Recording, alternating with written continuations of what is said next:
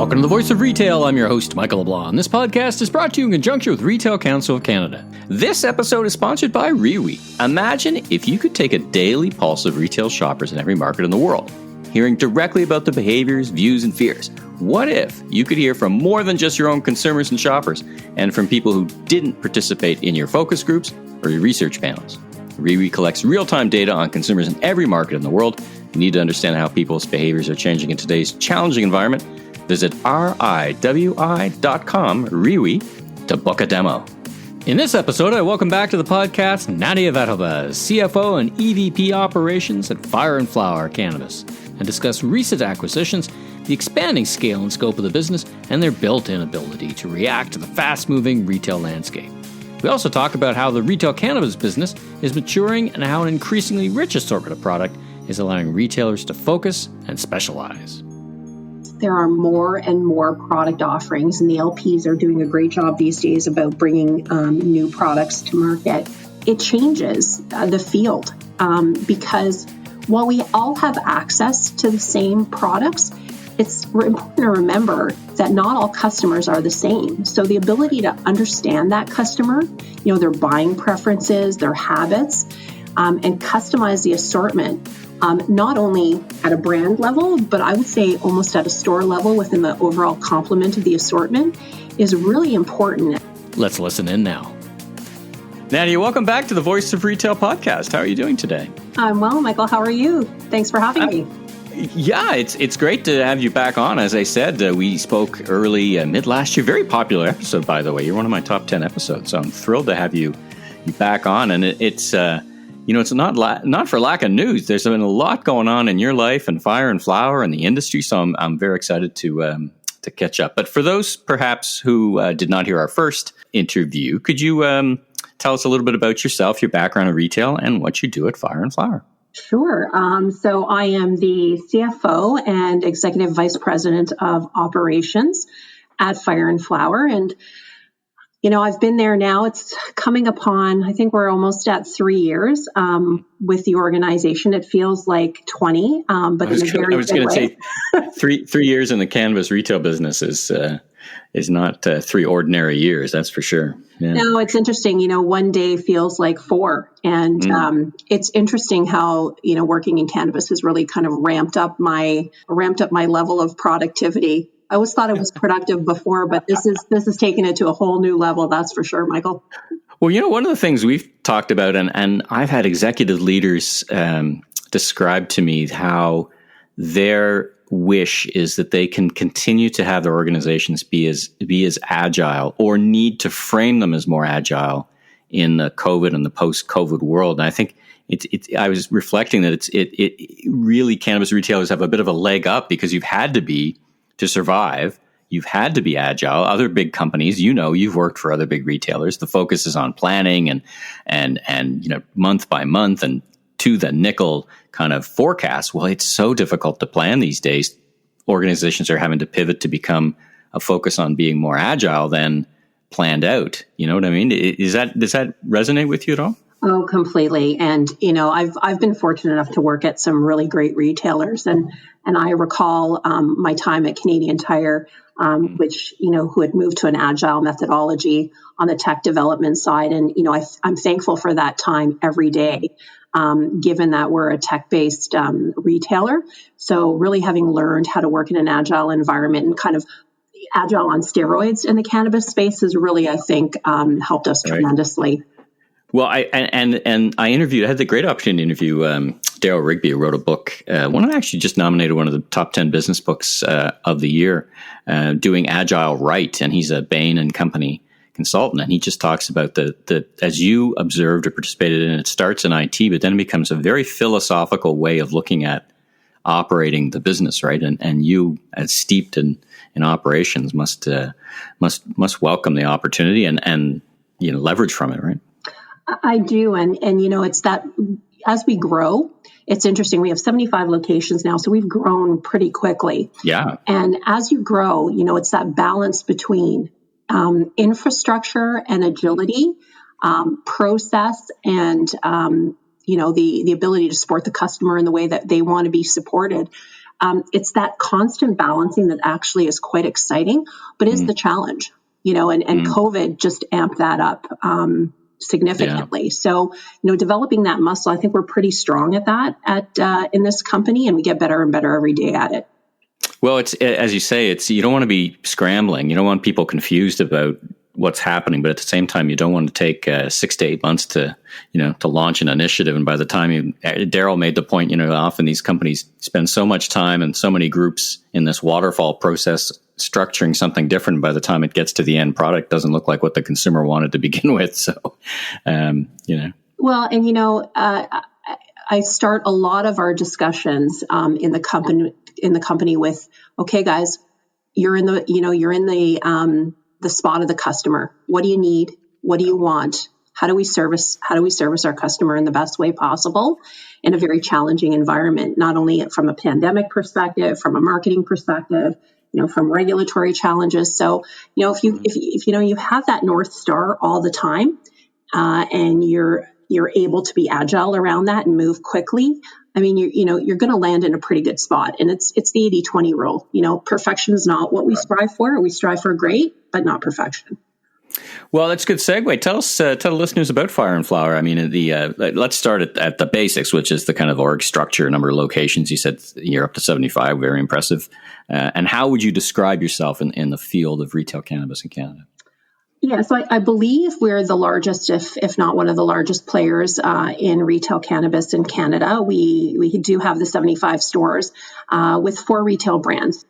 We purchased a company by the name of Friendly Stranger Holdings, which included 3 brands, being Friendly Stranger, Happy Days, and Hot Box.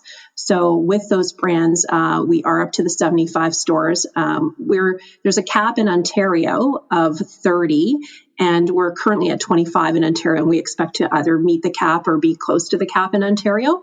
Rapid growth for sure.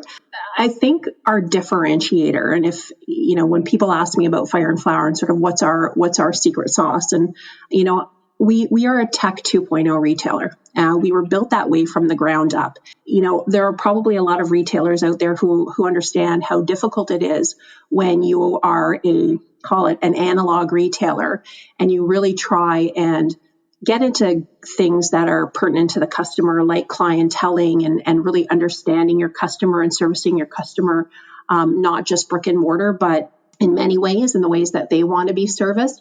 To do that after the fact is very difficult. And I think that's why we've been so successful particularly in the pandemic in terms of our agility. We service our customers via clienteling, via kiosk. We're a data-rich organization that provides consumer, and brand insights to third parties also who seek to create brands or understand the cannabis consumer in a more meaningful way. And this is sort of the wheel of improvement into the customer offering and experience as we develop cannabis retail in Canada and beyond the gates. I'm particularly proud of the fact that tech has really enabled us to get to a Spark Perks member, which is our customer engagement program base of 200,000 members. I mean, wow. we hit that a few days ago. And congratulations. Those are meaningful numbers in the not only in the cannabis space, but in the retail environment. A customer engagement program that gets up to 200,000 members and beyond is pretty pertinent.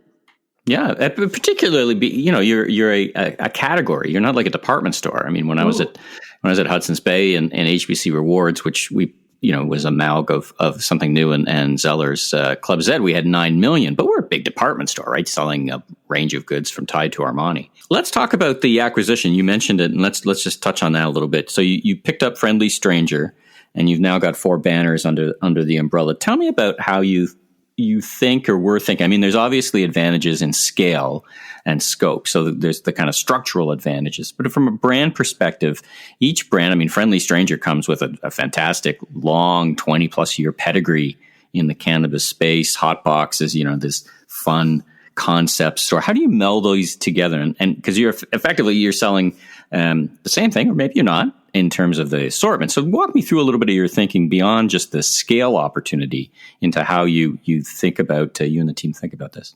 It's important to understand too. I think that, as we see consolidation in the cannabis retail space, and we are seeing it, I think the third large one was announced a couple days ago. It's important that is wise insofar as who you are as a retailer and how you intend to build your brand. And so the Friendly Stranger acquisition was interesting because when we looked at the various consumer segments out there, Friendly Stranger and its group of companies, they really serve customers that we weren't reaching. It's an OG community out there, deeply connected to the brands, and those brands have been around for a while, each of the three. Friendly Stranger is well known in the community for their long-time cannabis advocacy and their range of really quality accessories. Happy Days is also very interesting. It operates in smaller communities and services both the OG customer as well as other segments of the market. And they primarily operate in sort of small suburban areas. And of course, everyone knows Hotbox. This one was really interesting because there was essentially zero redundancy in our store portfolios. And, these brands are in Ontario only. We started out in the West. So certainly our growth in Ontario was fast forwarded significantly with this acquisition. Organically, I think you were in Ottawa and Kingston, right, before the acquisition. Is that where you were? Yeah, that's correct. And we had 5 other locations in the queue. But the Friendly Stranger Group did a great job of really moving forward their growth in Ontario. So that was a natural fit. When there's zero redundancy in retail locations and from a footprint perspective, obviously, there's a huge advantage to that because you're not dealing with, redundant leases, which can be quite expensive to get out of. Yep. But really importantly, is they share the same service philosophy. I often tell the story about, while I was looking at the brand, I shopped most of their locations and their customer service was exceptional in every single location I went to, which is something Fire and Flower prides itself on. The customer relationship. This is something that's in a company's DNA, and it's difficult to integrate. And when when you start from a great place, you'll get to the combined family much quicker, and certainly during the integration phase, we've now been in integration for about a month and a half. This has proven out insofar as how quickly the teams have come together. We really do share the same philosophy on customer service.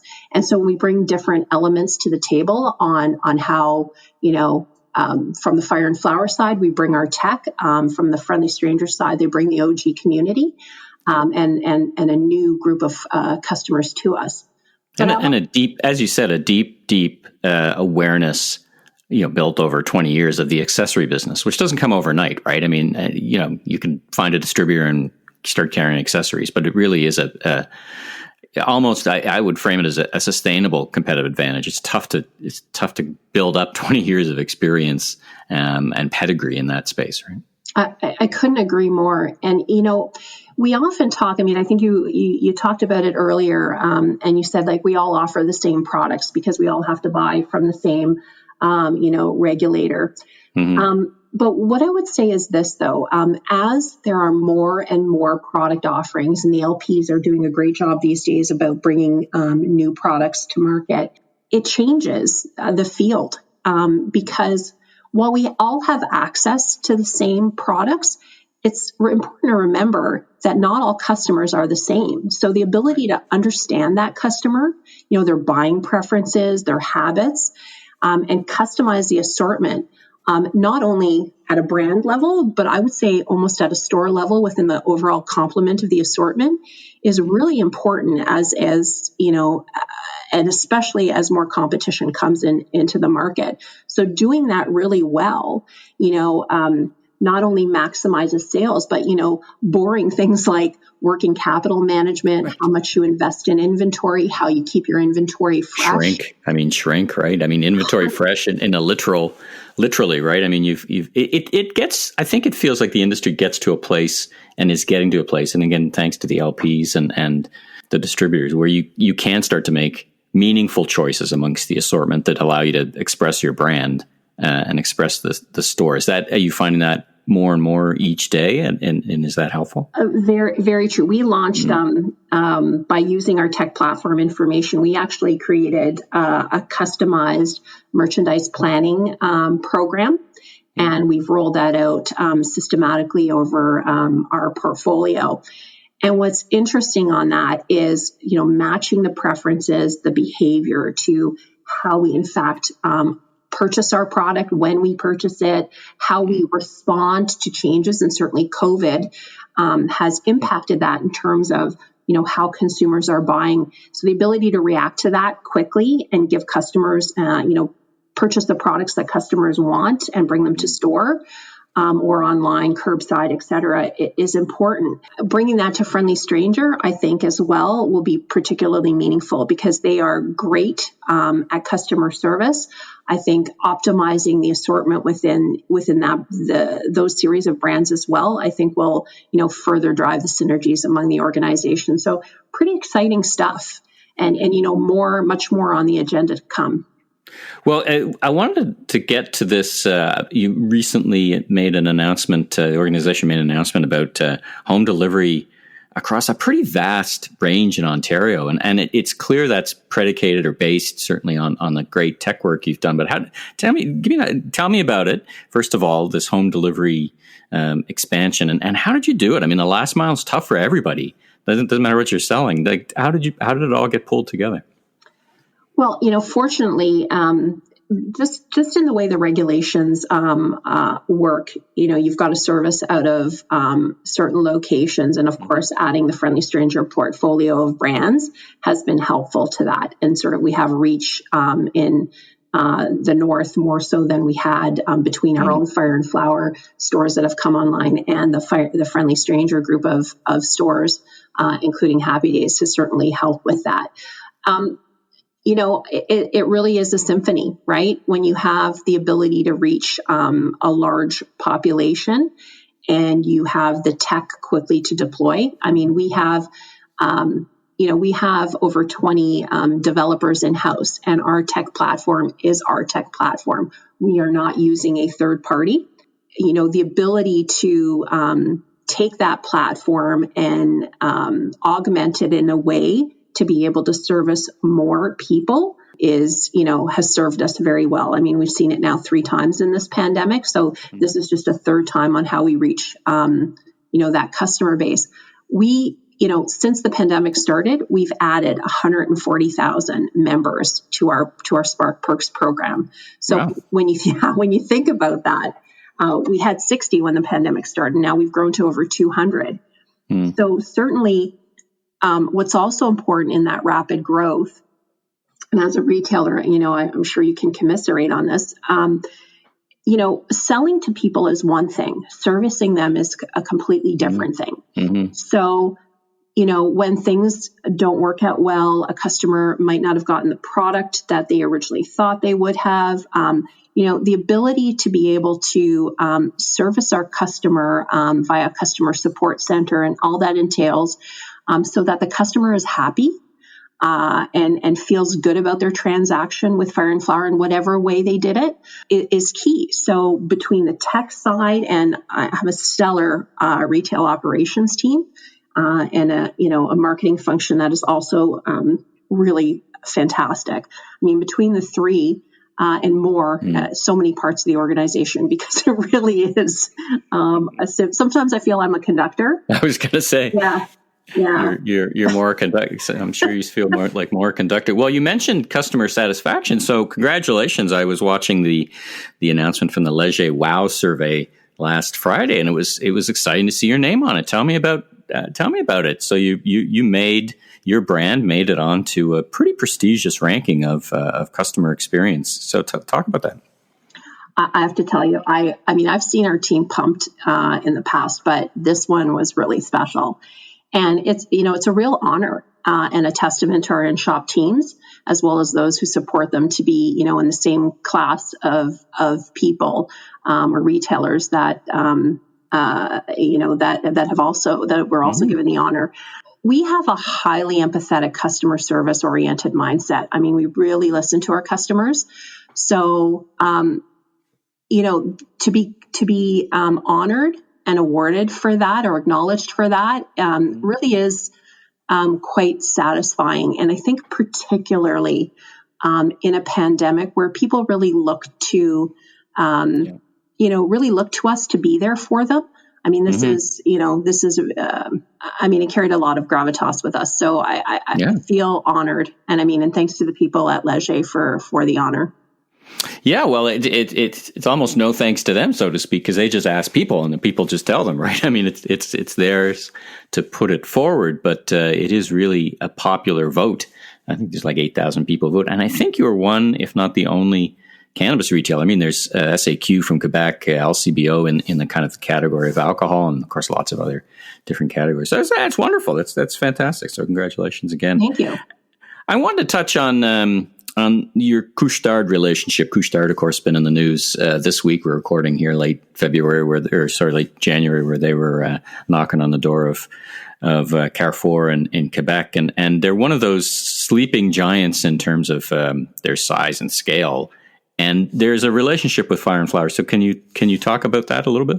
Sure. I think we're going into we're in the second year of our relationship. And I mean, Couche-Tard really, I think if you would, ask them directly, I think the secret sauce that we have in terms of our tech as well as our customer service is the reason that they decided to invest in us and partner with us going forward.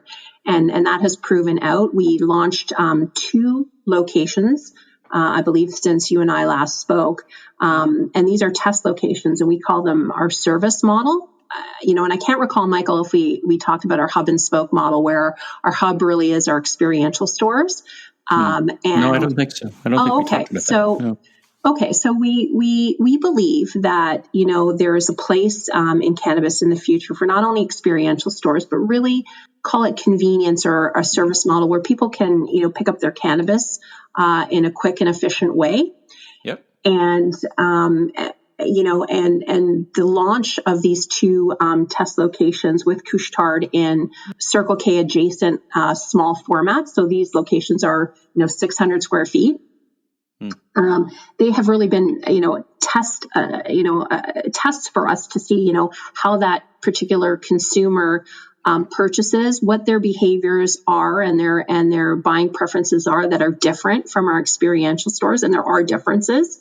Has been really interesting, and so certainly that has been a successful venture so far with Couche-Tard. We really appreciate Couche-Tard's global presence. Right. Yeah. So at some point in time, and hopefully in the near future, and I think it's fair to say that, with the announcements recently and the changes in the environment down south, it's fair to say that, we will be in global, we look to have a global presence, and we'll expand in markets where we are legally permissible to do so. And their retail footprint across the globe is impressive. It's massive. It really is sleeping giant. I'm not sure if that's because they play in the C-store space or if because they're based in Quebec. I think it's a little bit of both. They're a little off, and I think purposely they're a little off the radar screen. Not so much this week, so it's great. Thanks for bringing us up to speed on that. Well, last question for you. I guess you've kind of already started to answer it, which is what's next for Fire and Flower. You're bumping up against some provincial limits, at least in Ontario. You indicated some international opportunities and expansions, but in the near term, what's occupying your time? So there's so many things. What else have you got on your plate? What else? Come on, what else you got to do?